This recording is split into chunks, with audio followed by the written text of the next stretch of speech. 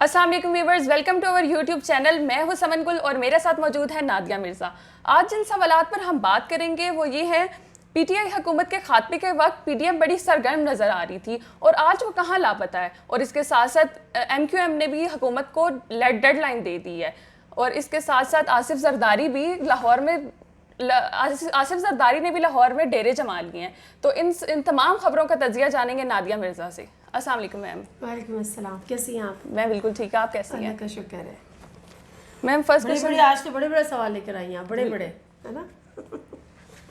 Ma'am PTI की जब हुकूमत का खात्मा हो रहा था उस टाइम तो पीडीएम बड़ी सरगर्म नज़र आ रही थी, और अब सारे का सारा मलबा जो है वो नून लीग पर है, चाहे वो सियासी हालात हों या माशी हालात हों। तो और दूसरी तरफ इमरान खान भी बड़ी खुलकर सियासत कर रहे हैं, तो इसका नून लीग की सियासत पर क्या नुकसान क्या होगा इसका? देखिए, बात ये कि अगर इससे कोई सियासत कर रहा है ना तो वो इमरान खान कर रहा है, और अगर किसी का बयानिया चल रहा है या बयानिया एक्सेप्ट हो रहा है या बयानिया बिक रहा है तो वो इमरान खान साहब है।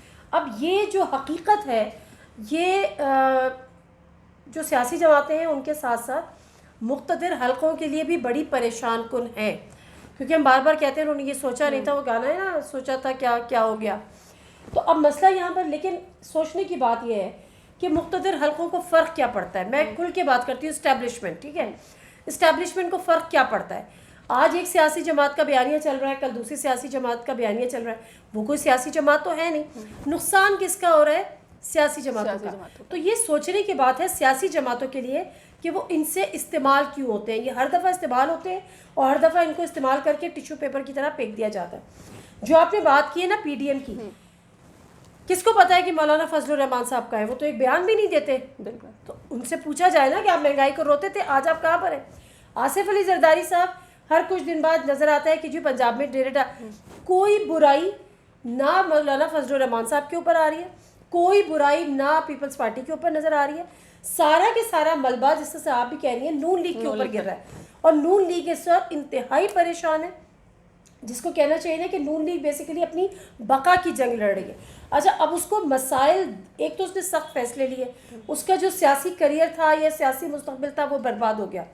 उसके बाद अब जो अहम फैसले होने जा रहे हैं, अहम फैसले, उसमें नून लीग को मज़ीद मुश्किलात का सामना करना पड़ेगा।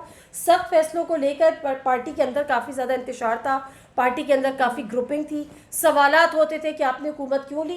तो फिर खुर्रम दस्तगीर के बाद ख्वाजा साद रफ़ीक ने बड़ा कैटेगोरिकली बता दिया कि जी वो उन्होंने हुकूमत क्यों ली, लेकिन उन्होंने ये नहीं बताया कि ये सारी बातें कि जी जो हम तैनातियाँ होंगी वो इमरान खान साहब अपनी मर्ज़ी से करेंगे, सदारती निज़ाम लाएंगे, उनको ये बताएंगे। प्लानिंग किसकी थी? ज़रा खुल के बताएं कि प्लानिंग किसकी थी। वो जो लाडला इमरान खान साहब को बोलते हैं, तो अब ज़रा खुल के बताएं कि इमरान खान साहब किसका लाडला है। तो नून लीग को एक तो विद इन द पार्टी अपनी मुश्किलात में शदीद इजाफा, फिर जो हुकूमती इत्तेहाद है वहाँ पे उनको मसला अहम तैनाती को लेकर, सख्त फैसलों के बाद अहम तैनाती को लेकर, उसमें पीडीएम अपने आप को कोई सामने नहीं लेकर आ रही, लेकिन आसिफ अली जरदारी साहब पीछे से नून लीग की चाबी टाइट कर रहे हैं कि ये नहीं, ये तैनाती। मतलब ये जो खान साहब के लिए कहते हैं ना कि कंट्रोवर्शियल बना दिया, अभी तो जो कंट्रोवर्शियल बनेगी ये तैनाती, you just mark my word समन, ये आने वाले दिनों में इस बुरी तरह ये शिराजा बिखरेगा। आप ज़रा वक्त आगे गुजरने तो दें। उसके बाद एक हुकूमती इत्तेहाद हो गया, फिर विद इन द पार्टी इनके लिए मुश्किलात हो गई, और जो इमरान खान साहब ने एक स्विंगर, कहते हैं ना कि मैंने स्विंगर दिया, आप सब आप परेशान हो रहे हैं, तो अभी तो खान साहब ने कोई मुतनाज़ा नहीं बनाया। आने वाले वक्त में देखें ये इशू मुतनाज़ा भी बनेगा, नून लीग का सर्वाइवल मुश्किल हो जाएगा, और नून लीग अगर अभी भी वक्त इंतखाबात नहीं कराती तो ये इंतहाई गंदी होकर ये निकलेगी इस हुकूमत से, और किसी को मुंह दिखाने के काबिल नहीं होगी। ये बात नवाज शरीफ को समझ आ रही है, और लेकिन नवाज शरीफ भी अब उस जाल में फंस चुके हैं, और इसमें भी कोई दो राय नहीं है कि उनको जाल में फंसाने वाली इस्टेब्लिशमेंट है। इस्टेब्लिशमेंट का कुछ नहीं जाता, आज वो एक पार्टी के साथ है, आज कल वो दूसरी पार्टी को सपोर्ट करने लग जाएगी, लेकिन असल जो नुकसान होता है वो सियासी जमातों का होता है। और ये बात वजह यही है कि नून लीग को आगे करके, जो आपका सवाल था, पीडीएम सुकून से सिर्फ हुकूमत के मज़े ले रही है और सिर्फ नून लीग के लिए परेशानियाँ ही परेशानियाँ हैं। میم آج کل کراچی بھی بڑی خبروں میں آ رہا ہے کہ پہلے تو 90 والا واقعہ اس پہ، اور اس کے بعد جو لاشیں ملی ہیں وہ، اور اس کے ساتھ ساتھ ایم کیو ایم نے بھی وزیر اعظم شہباز شریف کو ایک جو ہے وہ ملٹیمیٹم دے دیے، کہاں پہ ٹانگ رہی ہیں آج آپ کی؟ ملٹیمیٹم بھی دے دیے.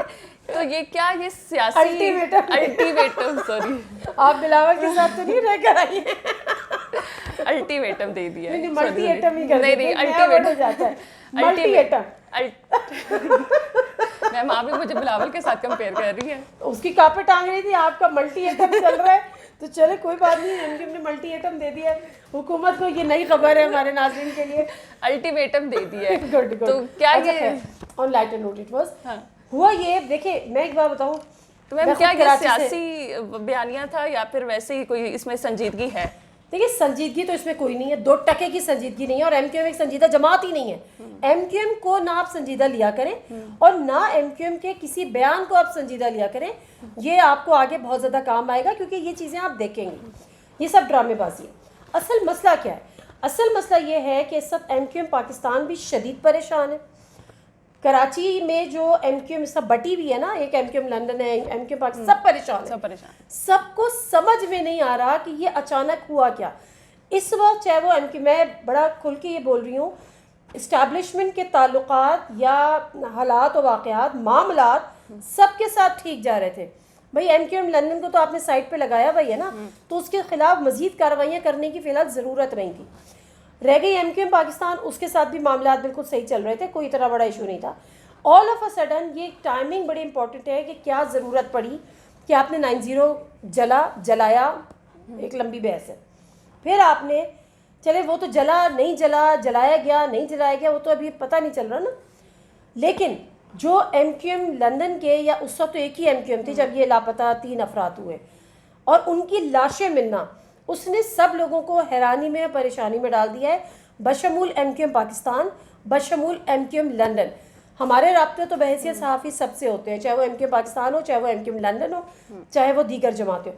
وہ کہہ رہے ہیں کہ ہم یہ ڈاٹس کنیکٹ ہی نہیں کر پا رہے کہ آخر ان ٹائمنگ پہ جب سب کچھ صحیح چل رہا تھا تو اس چیز کی ضرورت کیا پڑی. اگر ایم کیو ایم نے الٹیمیٹم دیا، وہ تو صرف ایک عوامی پریشر ہے عوام سے، اور ایم کیو ایم پاکستان کا اتنا ڈسکنیکشن ہے کہ ان کو یہ بادر ہی نہیں کرتا کہ عوام کیا سوچتی ہے. تو صرف ایک تھوڑا بہت پریشر لے کے انہوں نے ایک بیان داغ دیا ہے. وزیر اعظم سے ناشتے کی ٹیبل پہ فجر کے بعد ملاقات کر لی. دکھانا بھی تو ہوتا ہے نا کہ جی ہم کچھ کر رہے ہیں، اس سے زیادہ کچھ بھی نہیں ہے. لیکن میں یہ کہتی ہوں، میں جب سے یہ سوچ رہی ہوں، دیکھیں ہر واقعے کا کوئی نہ کوئی ریئیکشن ہوتا ہے. وہ ریئیکشن کسی کو فائدہ پہنچاتا ہے، کسی کو نقصان پہنچاتا ہے. اب یہ جو ایپیسوڈ ہوئی ہے جس میں 90 جلا، جس میں 3 لاپتہ افراد کی لاشیں مل گئیں. اچھا میں آپ کو ایک بات اور بتاؤں، اور بڑے وثوق سے بتاؤں، ایم کیو ایم نہیں بتاتی، لیکن ایم کیو ایم کے کئی لاپتہ افراد جن کی تعداد کافی زیادہ ہے، وہ گھروں کو واپس آ گئے. خاموشی سے واپس آئیں لیکن واپس آ گئے. آپ ایسے ماحول میں جہاں لاپتہ افراد واپس آ رہے تھے، اور یہ پی ٹی آئی کے دور میں آئے، یہ اس حکومت کا کوئی کریڈٹ نہیں ہے، یہ پی ٹی آئی کے دور میں آئے. تو اب مسئلہ یہ ہے کہ اس واقعے کا، جس ایپیسوڈ پہ come back to the point question, اس ایپیسوڈ کا فائدہ کس کو پہنچ رہا ہے؟ ایم کیو ایم لندن کو.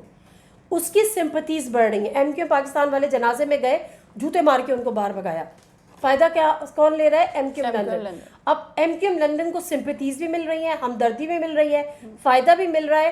اب یہ فائدہ کس کو فائدہ دے رہا ہے، یا یہ فائدہ کس کے فائدے میں ہے، اور اس کا فائدہ کس کے فائدے میں ہے، یہ ابھی آپ مجھ سے نہ بلوائیں تو بہتر ہے، پھر کبھی سے، لیکن کسی کے فائدے میں ہے. میم یہ خبر یہ بھی سامنے آ رہی ہے کہ پنجاب میں تبدیلی کی خبریں آ رہی ہیں، اور آصف زرداری نے بھی، آپ نے جیسے کہ کہا کہ لاہور میں ڈیرے جما لیے ہیں، تو کیا اس کا پنجاب حکومت پر کوئی خطرہ ہوگا؟ کیا آپ کو ایسا لگتا ہے؟ خطرہ ہے لیکن ابھی 50-50 ہے. زرداری صاحب نے، دیکھیں زرداری صاحب کو کہا جاتا ہے سیاست کا بادشاہ، مفاہمت کا بادشاہ، لیکن پچھلی ایپیسوڈ میں ہم نے ان کی ناکامی دیکھ چکے ہیں. پنجاب حکومت میں وہ کیا کہتے ہیں، گھٹے پڑتے ہیں، گھٹے کو ہاتھ لگاتے ہیں نا چودھری شجاعت حسین کے، اور پرویز الہی کو بھی مناتے رہے، سب کچھ ہوتا رہا. پرویز الہی نے تو ملاقات نہیں کی، لیکن اس دفعہ ناکامی کا منہ دیکھا آصف علی زرداری صاحب نے. ویسے ان کی ہمت اور حوصلہ ہے کہ عمر کے حصے میں اور اتنی بیماریوں کے باوجود وہ سیاست میں ان ہے، اور پھر ایک دفعہ کوشش کریں. اچھا پنجاب کو لے کے شہباز گل صاحب رہا ہو گئے. شہباز گل صاحب کی رہائی بھی بڑے لوگ ان کو بھی بڑے انورٹڈ کاماز میں لے رہے ہیں. اطلاعات یہ ہیں کہ شہباز گل صاحب کو پنجاب میں ایک اہم ذمہ داری دی جا رہی ہے. ہو سکتا ہے وہ اسی کانٹیکس میں دی جا رہی ہو کہ پنجاب سے خطرہ ہے, لیکن چودھری پرویز الہی صاحب کا جو اس وقت کردار ہے وہ تھوڑا فشی فشی ہے. چودھری پرویز الہی صاحب کبھی رائٹ ہو جائیں اور کبھی لیفٹ ہو جائیں, کوئی یہ پریڈکٹ نہیں کر سکتا. تو ہم اس کو یہ نہیں کہہ سکتے کہ وہاں خطرہ نہیں ہے, وہاں خطرہ ہے. اس خطرے سے عمران خان نمٹنے کے لیے کیا اسٹریٹجی بنا رہے ہیں یہ آنے والا وقت بتائے گا. لیکن بہرحال چودھری پرویز الہی پر آنکھیں بند کر کے اعتبار نہیں کیا جا سکتا. Okay, thank you ma'am. Viewers feedback ضرور دیجیے گا, اور اس میں اور آپ کے اگر کوئی کوشچن ہو تو وہ ہمیں کمنٹس میں ضرور بتا دیجیے گا. اس کے ساتھ مجھے اور نادیہ مرزا کو دیجیے اجازت. اللہ حافظ.